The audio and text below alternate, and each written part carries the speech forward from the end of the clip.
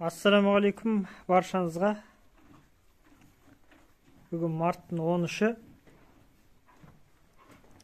Бұқалардың орнына осы қыста мініп жүрген дөненді байлақ қойдық.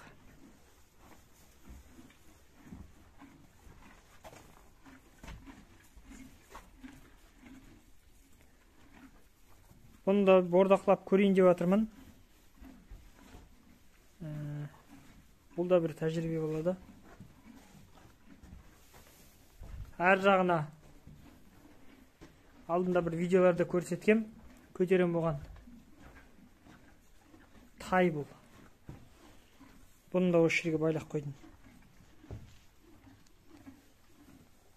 Бүгіннен бастап осыларды. Біраз болды, кішкене көтеріліп қалды ғой, жем жеп жүргеніне. Бірақ енді ара-арасында беріп жүрген, енді толық бүгіннен бастап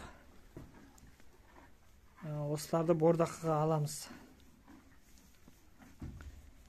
Результатын бірге көретін боламыз.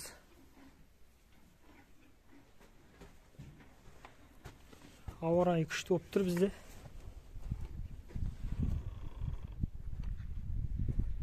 Күн шығып,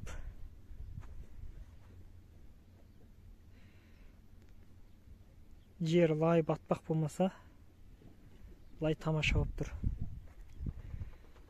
Енді жайлап еріп жатыр. Ол да жақсы, қатты су тасқыны болып басып кетпесе болды. Әзірге осылай. Каналға жазылып, лайк басып, қолдап отырыңыздар.